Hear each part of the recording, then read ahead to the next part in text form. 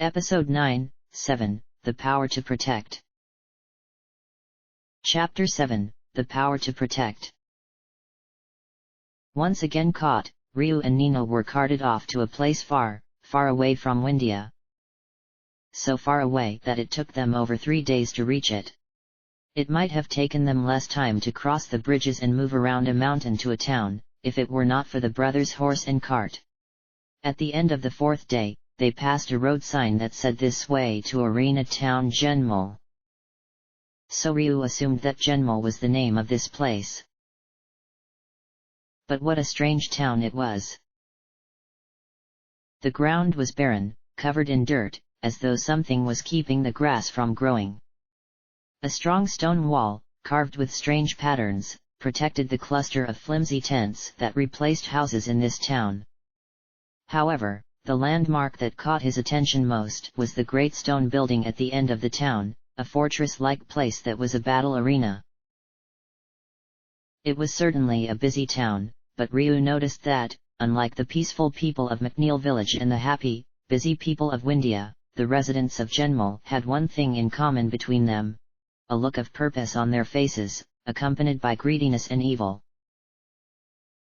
That made sense. After all, Nina had said this was a town famous for having a black market and battle arena, with the residents consisting of mainly thieves and criminals. Ryu felt nervous.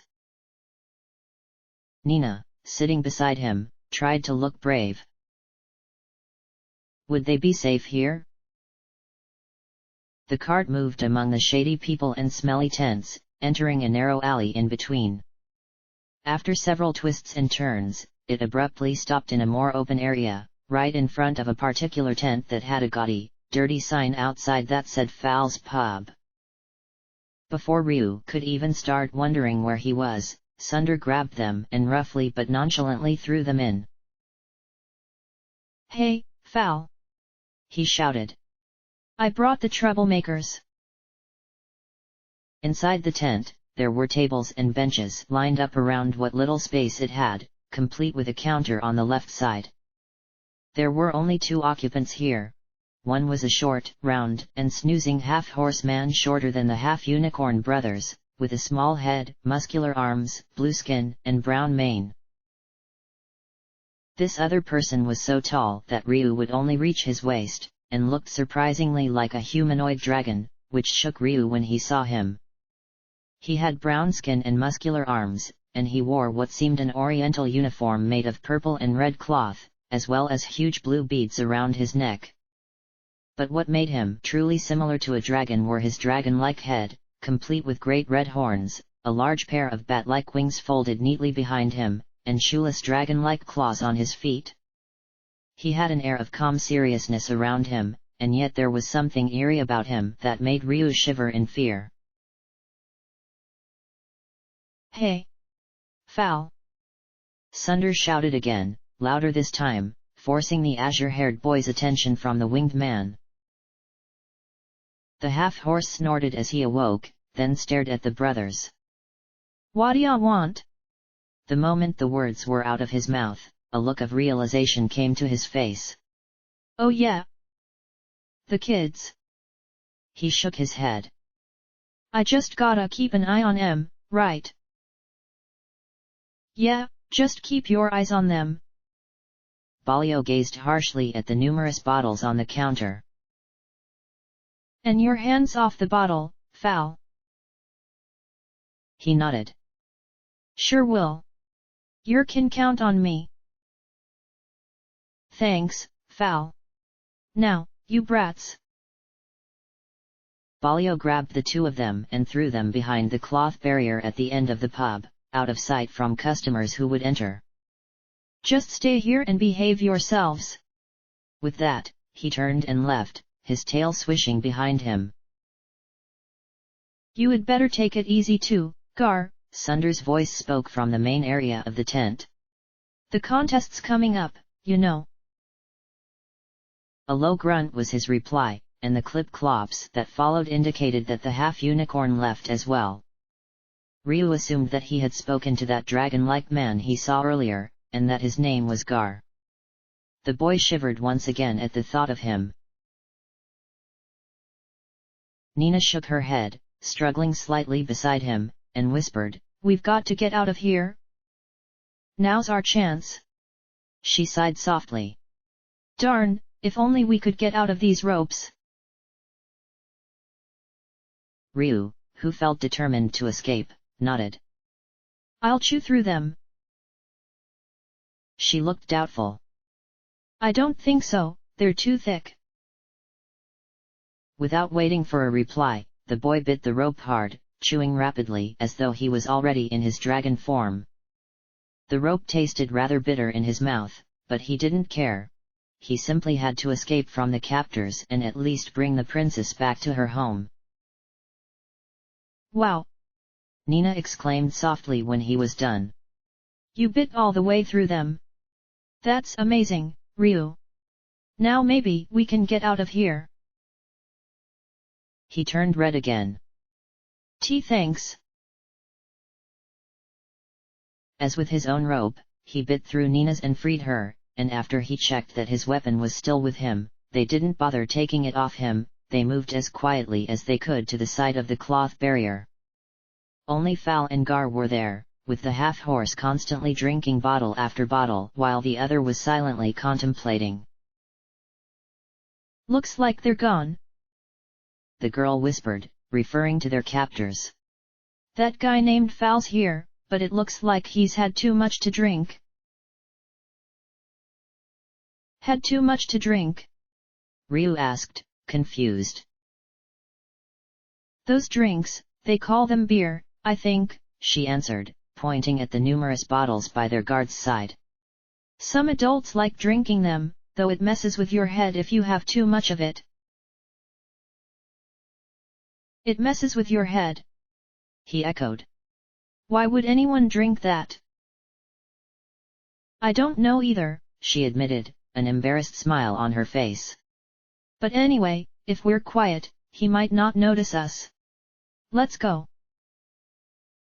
He nodded and pondered no further about head-messing drinks. Slowly, step by step, the two children tiptoed towards the entrance of the tent, careful not to make a single sound with their feet.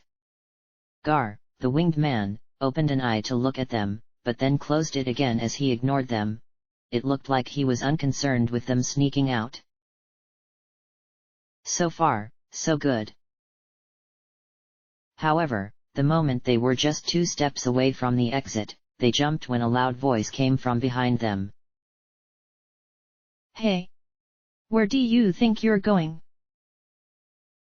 "Uh-oh!" Nina muttered as they spun around slowly to face the half-horse. "Where do you think you're going?" Fal repeated. Nowhere," she stated, taking a chance. "We're not going anywhere." Her companion stared at her, she was suddenly so bold.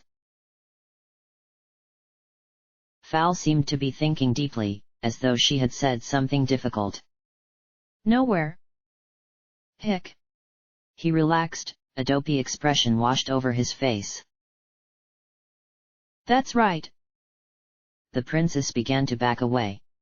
"We'll be seeing you then."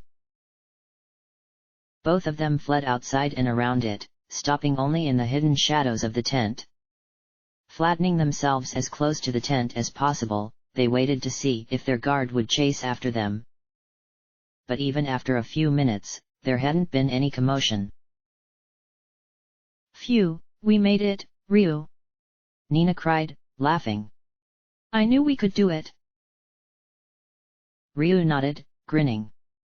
"You were a bit bold there. But at least we got out." She smiled sheepishly. "Well, we should escape from this town before he wakes up." "You're right, let's go." Coming out from the shadows, they joined the crowds. Along the street they were on, there were many stalls and tents with gaudy signs, with people yelling about how great and cheap their items were.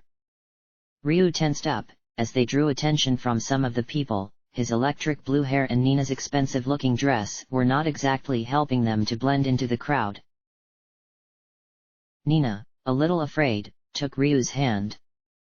Startled, he turned a bright shade of crimson, but otherwise did not turn around to face her. Holding her hand firmly, he led her through the crowd and made sure she stayed behind him.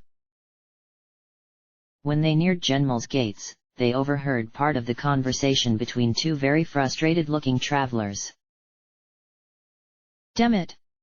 one of them cursed. "Some idiot's cargo fell on the bridge at Makaskorch. Now we can't get an early start to India." "Yeah, that sucks," the other agreed. "I guess if we want to leave now, we'll have to detour around through Mount Bamor to the east instead." The first traveler shrugged. "But who's mad enough to climb that steep mountain anyway?" When the two children walked away, Nina seemed thoughtful. "Looks like we'll have to go through Mount Bamor instead of the way we took." She smiled. "That doesn't sound like a bad idea at all." Her partner stared at her. "Climbing mountains, not a bad idea." "Yes, it might help give us some time to escape. They might think we're going through the bridge, so if they took that way and found it blocked, it'll be some time before they find us on the mountain. We might be able to get away." "You're right." He returned the smile. "Come on, let's go." As they passed the gates, it was only then when Ryu realized that they hadn't any supplies with them. His backpack was lost when he was captured in Windia, and all he was left with was his short sword that Ray had given him, his only memento of his friends. There was no way he would risk going back to the criminal-infested crowd with Nina, nor did he had money, anyway. They would have to climb the mountain the hard way.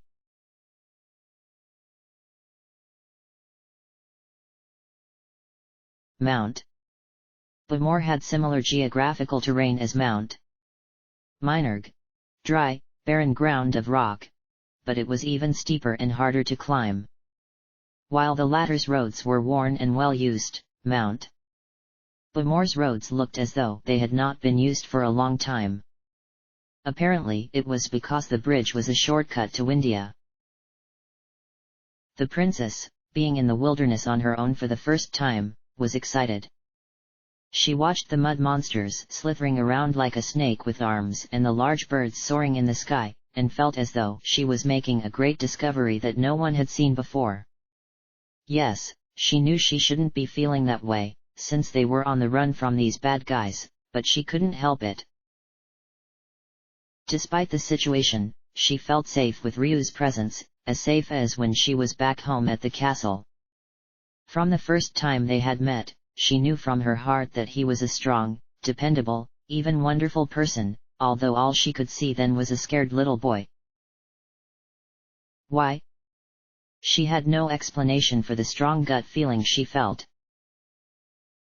The journey on Mount Bamor proved her feelings right. Ryu would protect her from anything that attacked her, pushing her out of the way of a strike, standing in between her and the monsters, making sure that none of them touched her, and even stopped as frequently as they could afford to let her rest.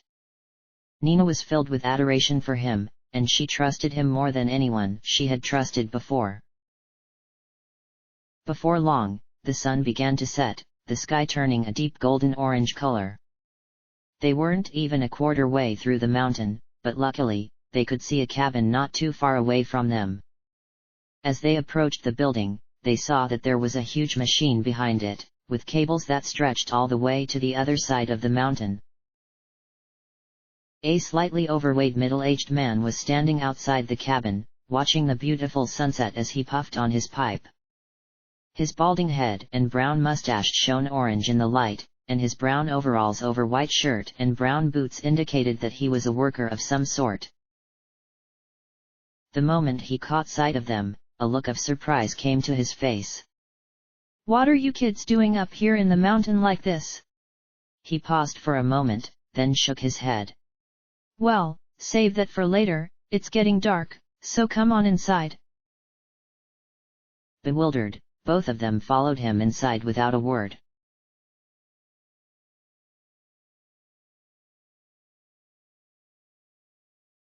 So, Mr. Mason, we're trying to get away from the bad men chasing us, Nina concluded, looking across the table inside the cabin at the middle-aged man called Mason first, then at an older man who seemed to be his assistant.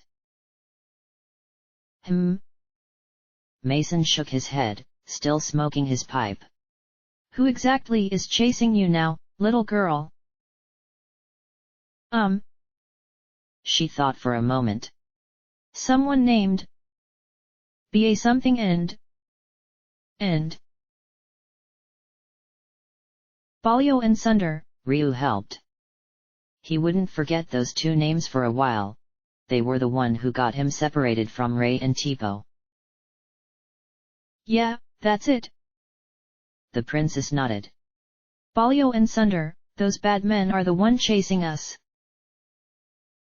However, Mason and his assistant jumped a little upon hearing the names. The older assistant began to shake a little. At that moment, Ryu immediately knew the names were not new to them. The princess had noticed it as well. Do you know them? Mason recomposed himself, shaking his head. I wouldn't worry about them. Whoever they are, they won't come this far, now will they? The boy did not trust him. There was just something about the way the man moved that he felt this way, but he could not say it in front of them. Tomorrow, we'll use the lift and take you where you'll be safe. For now, you should get some sleep. The worker continued, and gestured towards the door other than the entrance. You can use the room over there.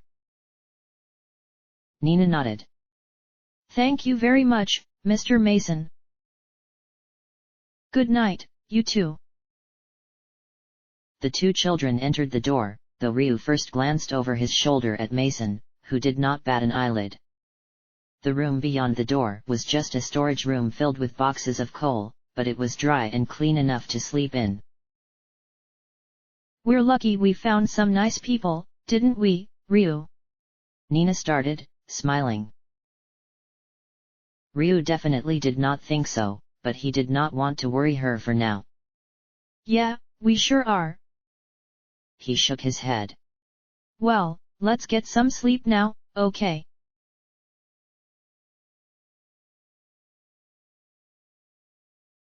Once Mason knew that they were asleep, however, he spoke to his assistant in a soft voice.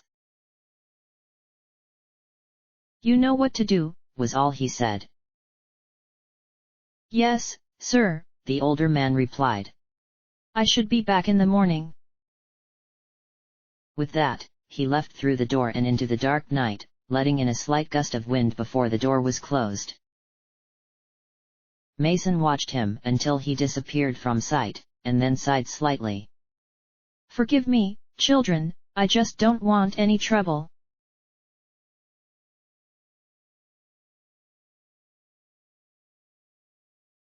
When she woke up, Nina blinked slightly in the sunlight that shone through the nearby window, then yawned and stretched her aching limbs. Birds chirped happily outside, reflecting her own gladness from meeting nice people. However, her partner didn't seem to share that feeling. Ryu was standing at the door, his eye glued to the keyhole. He had a serious expression on his face, as though there was something he didn't quite trust. Come to think of it, he weren't as relieved as her last night as well. Ryu! She called uncertainly, walking to his side. Shh, he whispered without turning. That guy. He's acting suspicious. Turning away from the keyhole, he rubbed his tired eye lightly. He looks like he's waiting for something, and the other guy disappeared, too. Why don't we just go and ask what's going on? She smiled.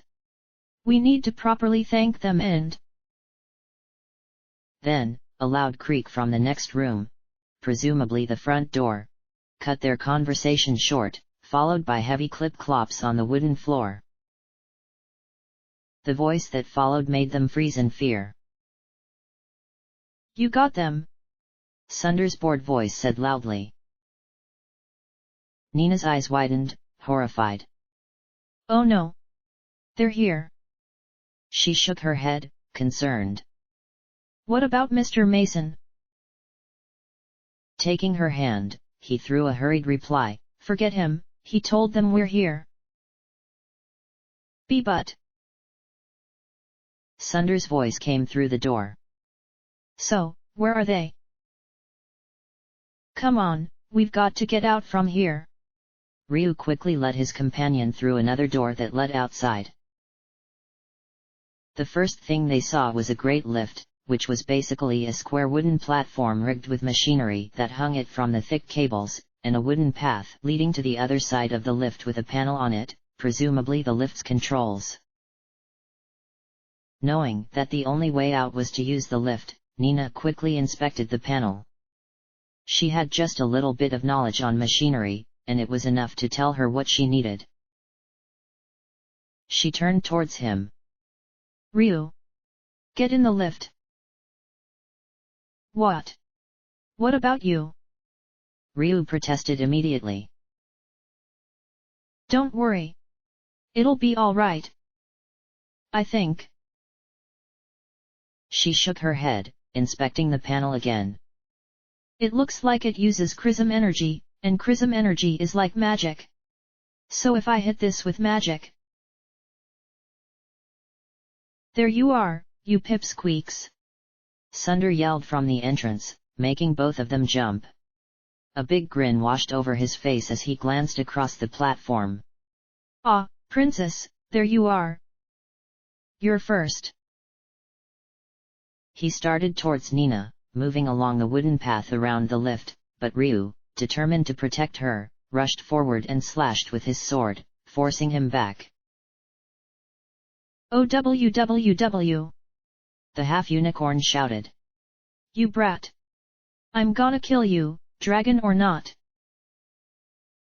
The girl heard the noise as Ryu stalled for time, and became flustered. She had to get it to work, she had to. "Come on, move!" she cried, working her magic on the console. "It'll move! I say move!" With all of her might, she threw all the magic forward, willing the machinery to move. At first nothing happened, as though they had failed to escape this time. Then, a cloud of steam came from the panel with a loud hiss. Abruptly, a beam of light shot out from within the panel, blinding the princess for a brief moment, and, to her joy, the hum of machinery filled the air as the lift began edging outwards the other side of the mountain. With a last slash, Ryu quickly retreated from Sunder's furious strike and leaped onto the lift. Turning around to his companion, he called anxiously, "Come on, Nina!"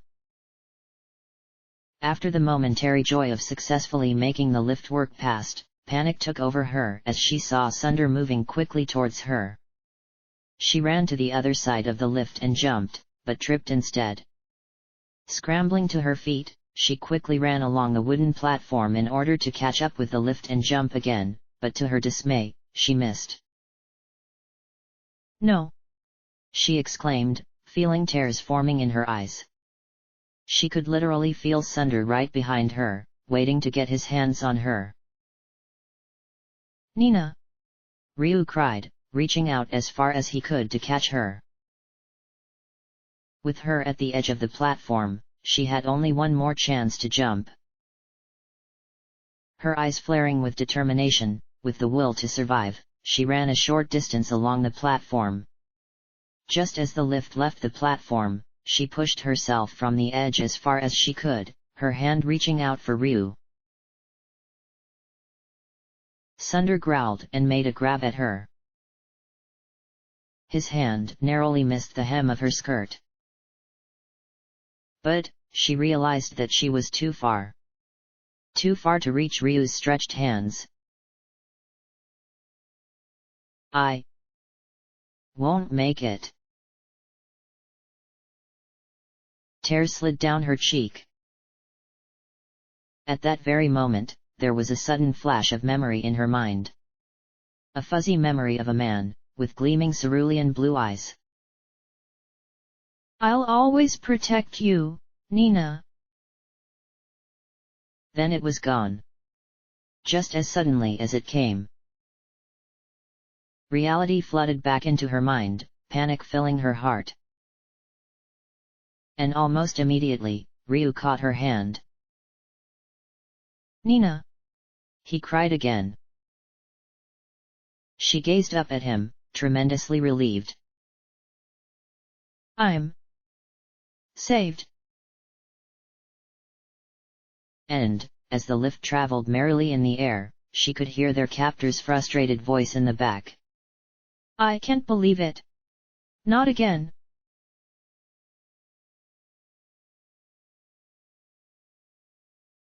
Both of them collapsed onto the floor of the lift, breathing heavily from the adrenaline and fear.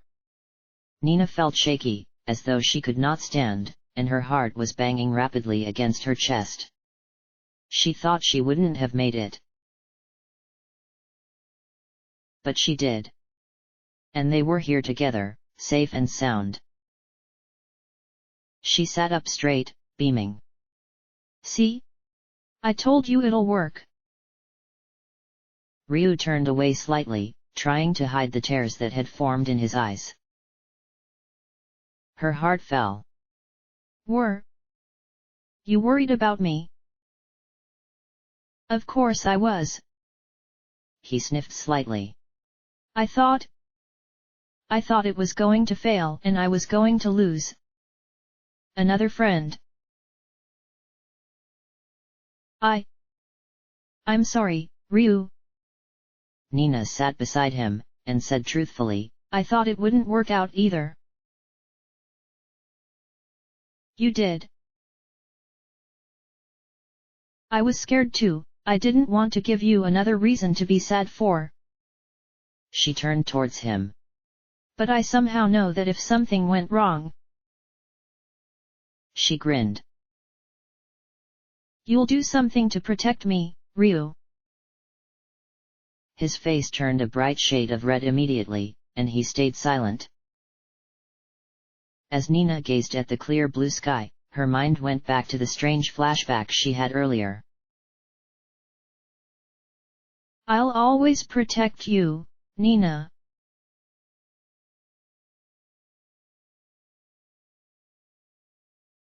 It took over an hour for the slow-moving lift to cross the huge space between two sides of Mount Bamor.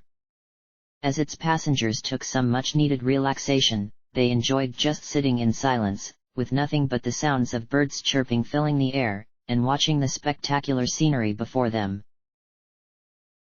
All around them was a mountain range, blocking everything else from sight. However, in the far distance to the north, they could see the faint scene of Windia, past the barren ground of Mount Bamor. Ryu gazed at Windia, and his fist tightened as his resolve strengthened. Some time later, the lift eventually reached the other station, giving a loud clank and hiss as it slowed into a stationary position. Even when it stopped, the machinery continued to hum in the background, signaling that the lift could still move. "I don't know where we are, but..." Nina shook her head. "We should be okay once we get off the mountain." Ryu nodded. "Let's go then." Stepping off the lift and the wooden platform that was the station, they walked down a staircase that led outside. Around them was the familiar scene of brown barren land, and some distance away, about a 5 minutes' walk, was a huge bronze gate with cliffs as walls. The boy tried opening the gate, but it was locked. It seemed sturdy too, much sturdier than the Windian prison door. He didn't think he could force it to open without breaking his bones. Turning to Nina, he shook his head, and spied a mountain path leading away from the gate. It would take them upwards, towards the peak, but there could be a way to exit the mountain from there. "Look, there's another road," he told his companion. "Let's try going there." Okay, the princess agreed. The path that they took was long, but rather straightforward. It bent here and there, constantly making them walk in a large zigzag manner, but it did not branch out to other paths, making it easy to follow. They continued to climb for 2 hours, occasionally taking short rests and fending off monsters that came for them. Then, they stopped in their tracks, their eyes wide in disbelief. It was a dead end. "It's no use, we can't get down either way," the princess muttered, sinking to her knees. He had no answer, and he felt equally dejected. Were they fated to be caught again? Was he fated to be unable to protect what mattered to him most? Apparently it was so. "Bingo!"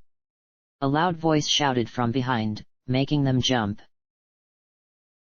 To their horror, it was Sunder again, with a big satisfied grin on his face. Dejection quickly turning to determination, Ryu stepped forward and put himself in front of his friend, his hand on the hilt of his sword. He said nothing, only glaring at his enemy. "Always playing the hero, Dragon Boy." The half-unicorn laughed. "Give it up. I've got all my men blocking the trails down. There's nowhere left to run." Anger rose inside him. "You can try to run, but we always get our way in the end." He pointed a finger at the 2 children. "Face it, kids, that's life. Get used to it." His cerulean blue eyes flared, like a beast ready to strike. He felt the familiar surge of energy inside him, from a mild sensation to burning hot flames. His skin tingled, ready to be turned into scales.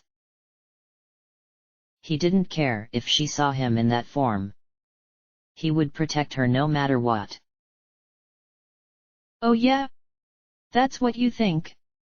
Nina suddenly retorted, taking her companion's hand.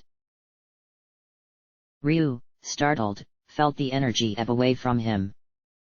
Looking at her, he saw the determination within her, a determination that rivaled his.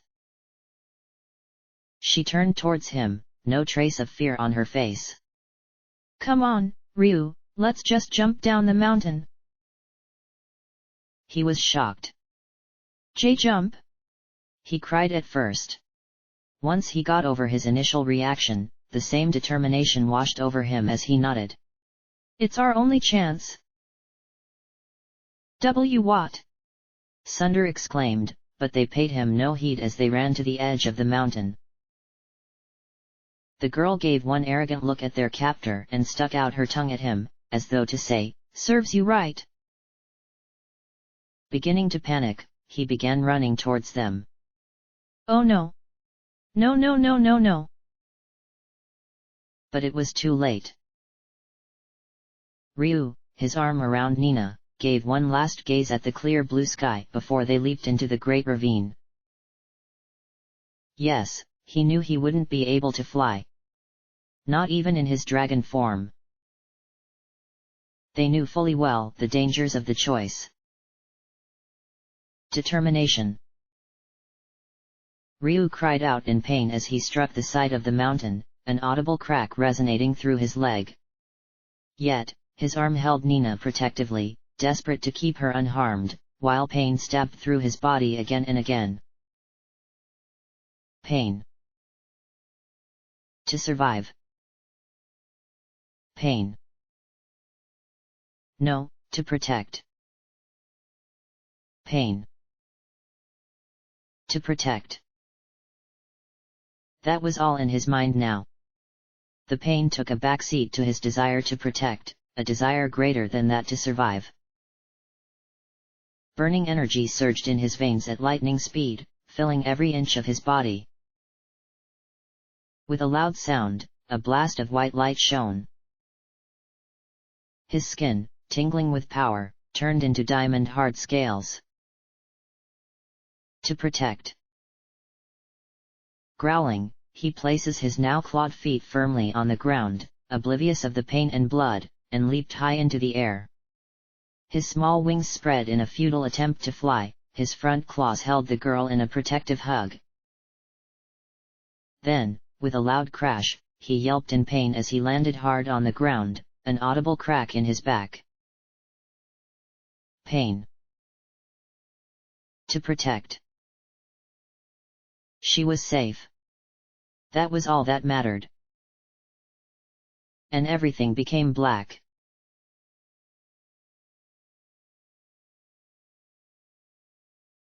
Birds chirping merrily in the trees. That was what she noticed first. Groaning softly, Nina opened her eyes, but quickly shut them once more against the bright afternoon sun. Holding a stiff hand over her eyes, she opened them again and slowly sat up.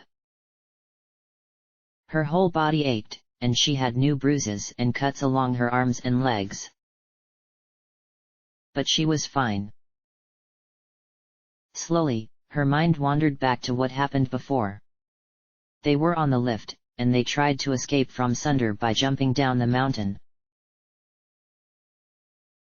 She gasped, quickly getting to her feet as she realized her partner wasn't with her. Ryu! She shouted, looking around frantically. Just a few steps away, there was something on the ground she had never laid her eyes on before. A dragon. It was just a small one, but a dragon nonetheless. And Nina knew who it was immediately. Oh, Ryu! She muttered, tears forming in her eyes as she sank to her knees. The whelp was lying in a pool of blood, jagged wounds caused by rocks all over its body. Its eyes were closed, its wings limp. And it seemed to be not breathing. Ryu! What? What have I done to you? She sobbed, the tears sliding down her cheeks. She tried shaking him awake. Ryu! Please! There was no response. Please wake up! Still nothing. No. She refused to believe it. If it had meant getting caught once more, she would have rather jumped, but now Ryu. Ryu who tried his hardest to keep her safe. Ryu, who died protecting her. No. Ryu! She screamed, sobbing uncontrollably. Then, there was the faint thud. The beat of a heart. Softly, weakly, like a creature that struggled to live. It came from the dragon. Nina, sniffing, heard it. Another beat. Ryu! She called softly. The sound of a heart beating came again and again, growing louder, stronger with each beat. Then, suddenly, a bright light engulfed the whelp's battered body, blinding the girl for a moment. When the light faded away, the dragon was gone. And in its place was an azure-haired boy. Ryu! Nina breathed, unable to believe her eyes. Ryu looked rather dazed and confused, but otherwise perfectly normal and fine. Nina! Oh, Ryu! She cried, throwing herself at him. He was surprised. And Nina! Thank goodness! I thought you... She sniffed. He placed a reassuring hand on her shoulder. Don't worry about me, I'm okay. A concerned expression washed over his face. What about you? Are you okay? Still sniffing, she slowly pulled away and nodded. I'm all right, because you turned into a dragon and broke my fall. Ryu froze, his eyes wide. You found out? Yes, but... Shaking her head, the princess continued. I know you're a good dragon. You saved me so many times, so how can I be afraid of you? She smiled gratefully. Thank you, Ryu. I don't know how, but someday I'll repay you. He turned red. Why you re-welcome? Giggling lightly, her spirits lifted, she leaped to her feet. Let's go. We don't want them to catch us again, right? Ryu got to his feet as well, grinning. Right. And, as they left the mountainside, they knew that from this one event, they had gotten even closer to each other. A strong bond, growing even stronger than before.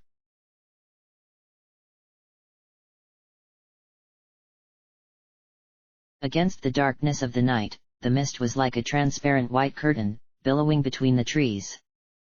It blanketed everyone's sight, even the creatures that came out during the night to hunt. It was silent. Ryu knew they were terribly lost in the mist. There was no way for him to know where they were and where to go. But, ever since they left Mount Bamore behind them, there was this strong feeling. A feeling that something was calling him. That something was beckoning him. He came to a large rock, one that was at least thrice his height. To the normal traveler, there may be nothing out of ordinary on it. But to Ryu, this was what beckoning him. Following his instincts, his hand felt about the surface at the base of the rock. What is it, Ryu? Nina asked, curious. He didn't reply. At first, all he felt was the rough surface of the rock. Then the cold, smooth surface of a small crystal. A chrism. What? Instantly, a great burst of light engulfed everything nearby, following by a strong wind that nearly threw him away from the rock. Nina shrieked in surprise, pressing down on her skirt, but Ryu didn't hear her. Strong thoughts filled his head, thoughts that didn't belong to him. Strong emotions filled his heart, fueled by the thoughts. A feeling of pain, of losing loved ones. A feeling of sadness, of being unable to protect them. A feeling of inadequate fulfillment and regret, of being unable to fulfill his heart's desires. Ryu understood. His brethren, who had lost all that was important to him. Forcefully taken from him in an unforeseen circumstance. A tear slid down his cheek, his heart overwhelmed with emotion. All these years, you've been suffering like this? He shook his head, grasping the chrism crystal close to his heart. I'll free you. You don't have to suffer like this anymore. Words stirred in his mind, words belonging to the crystal. Thank you, my lord. Seeing you appeased my mind. A calm male voice spoke in his mind, filled with utmost respect yet with a tinge of sadness. My time may have been over a long time ago, but I still have some remaining power left in me. Please take it. As I fight alongside you, may it fulfill your desire to protect, as it failed to fulfill mine. Within the bright light that still continued to engulf him, Ryu suddenly felt a burning energy from the crystal entering his veins, a power greater than his whelp form. The energy surged faster and faster, growing hotter with each circulation, until finally, Ryu could no longer hold it all in. He screamed and threw his head upward, the energy exploding out of him. A roar of a great dragon rang through the foggy forest, scattering birds from their nests in fright, and a strong force, unleashed from his body, shook the nearby trees. As everything calmed, the light finally faded. In its place was a fully grown dragon, thrice as tall as Ryu's human form. This dragon looked like the adult version of Ryu's original young dragon form, with a long serpentine neck and great big body with hard green scales. His legs seemed powerful, as though one stomp from it could demolish even the sturdiest house, and his great bat-like wings were built for speed in air. Even his tail looked strong enough to do a lot of damage. The form of his brethren who had failed to protect his loved ones. The Force Dragon. Nina stared, surprise evident on her face, but there were no trace of fear as she called, "Ryu!" The dragon turned slowly, unused to his body. He felt strong, more versatile than his whelp dragon form, yet he felt another presence inside him. His brethren, who had sworn his power to him, guiding him like a master would with his student. He was glad. "Thank you. I'll use this form well." He began to glow again, allowing the energy to escape from his body. His body shrunk, the scales transforming to skin, and soon he was in his human form again, moving towards Nina. "Ryu, what happened?" she asked, curious. At first he did not answer, as though trying to find the right words to say, but eventually he did. "I found a piece of chrism. It held a dragon's spirit, and I borrowed his power while I find a way to free him." "I see." She looked up at him. "But you managed to turn into a bigger dragon this time, is it his power?" Ryu nodded. "Yeah, I think so." He gazed at one of his hand.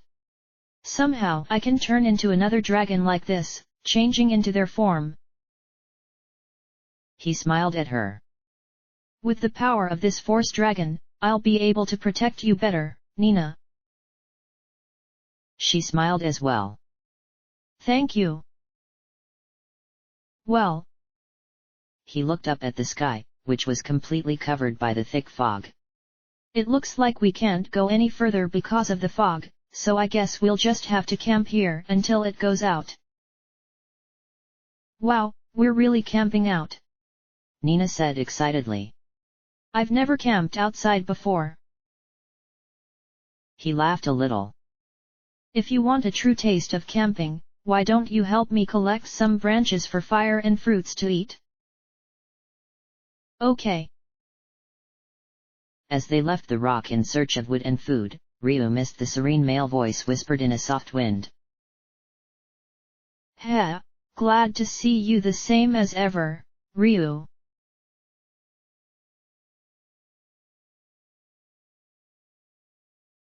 The winged woman continued to gaze into her magical mirror, smiling sweetly as her finger ran up and down the smooth surface of the mirror. The recent events amused her, made her rejoice. After all, he seemed as strong as ever. Even as a child. "I said let me go!" A high voice yelled from somewhere outside the room, making her turn. In the darkness, a huge figure entered, silently giving a bow while holding a smaller, squirming figure firmly. "Ah, you brought him," the winged woman stated, satisfied. "Thank you." "Let me go!"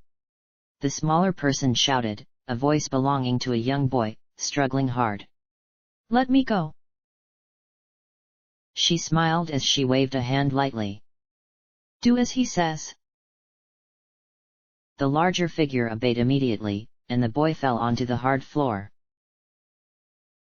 "Ow! Watch it!" he cried, evidently irritated. "Did you have a good journey here?" the woman asked. "No, of course not. Do you think you would be happy being dragged everywhere like a damned rag doll?" He spat the last 3 words. "No, I wouldn't." She remained smiling, undisturbed by his violence.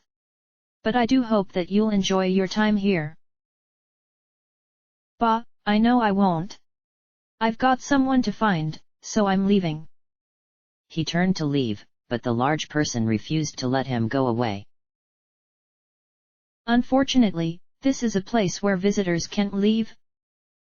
Her voice was still sweet, but now had a dangerous tinge. The boy turned around, angry. What kind of a stupid place is this? Oh, you'll definitely find out soon enough. She gestured towards the door. Show him our best guest room, won't you? The large figure nodded, grabbed the boy roughly and dragged him out of the room. Let me go! The prisoner cried, struggling once again. Let me go, damn it! Just as they passed a dim lamp, there was a flash of purple hair, which then disappeared back into the darkness. End of chapter.